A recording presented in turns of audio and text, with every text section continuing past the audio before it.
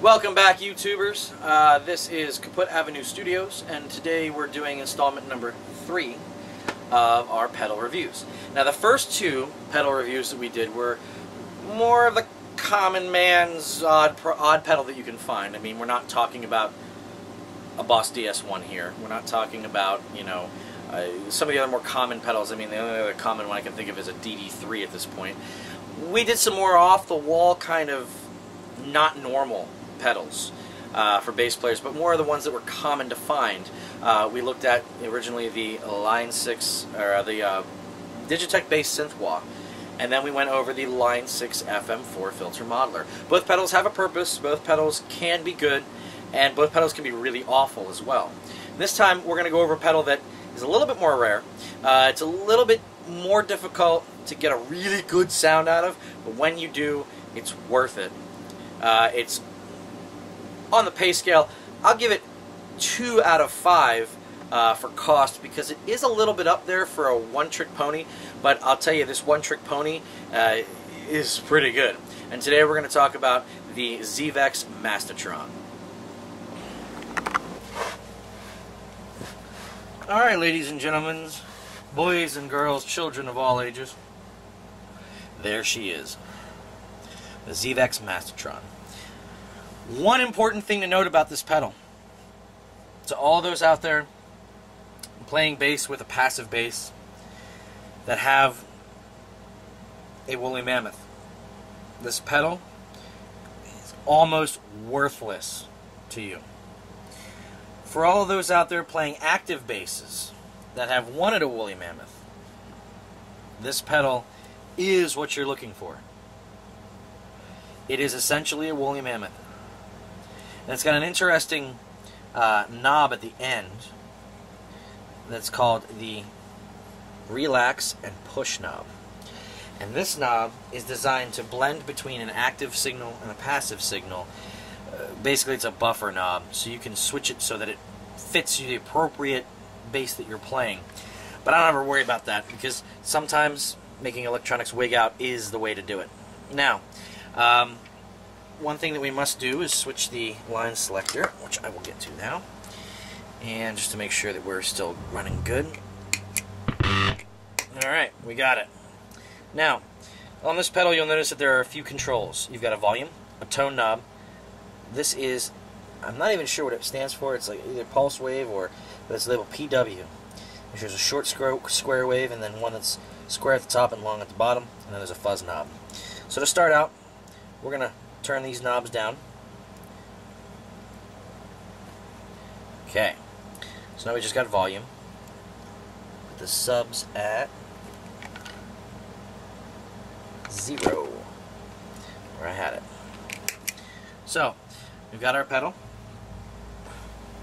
Everything's down.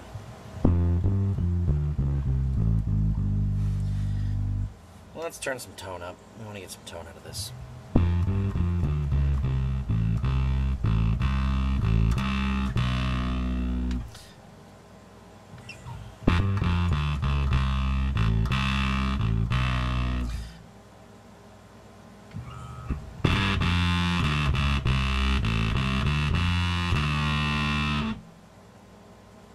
Give it some fuzz.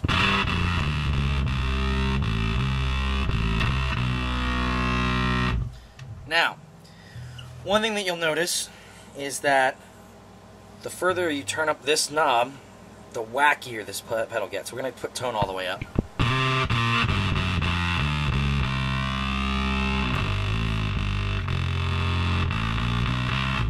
So we've got it all the way up, and it's that oddball shaped button. Let's turn it all the way down.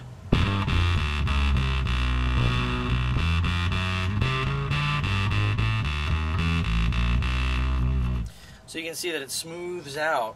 Sounds more like a regular gated fuzz rather than a splotchy gated fuzz.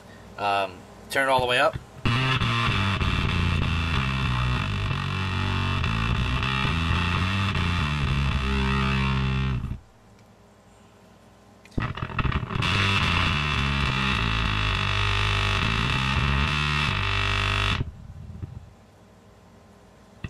The push knob.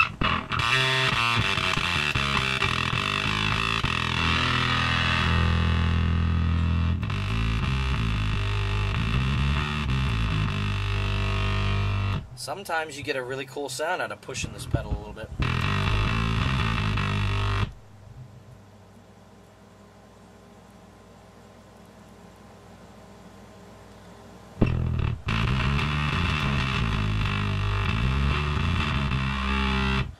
Now there's a sub switch. I'm going to turn it all the way to 2. Notice the low end changed. Set it to 1.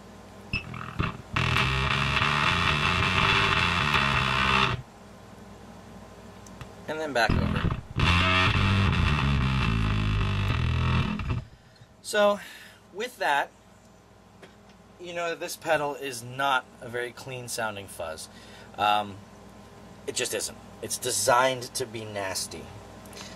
That being said, it is a master at being a gated fuzz, and it plays well with both active and passive basses.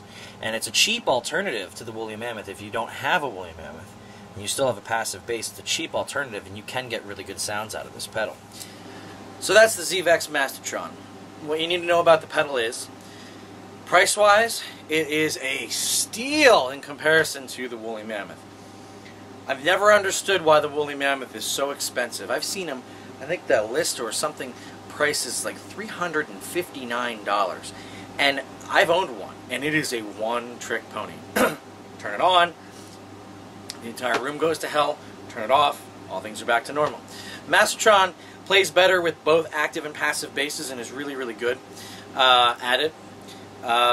But the price is very, very nice. It's below $200, and if you're looking for a really, really good gated fuzz on the cheap side, it is a really, really good fuzz. It's nothing special or overly significant. It's just a gated fuzz. I will say this.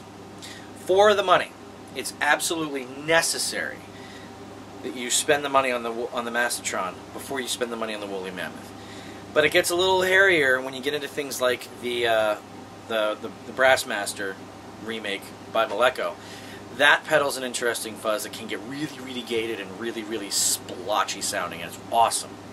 But it's got some other characteristics that the Mastotron can't have. So, on the cost scale, I'm going to give it a 3 out of $5 signs because, well, let's be honest, the $200 one-trick pony is still a $200 one-trick pony.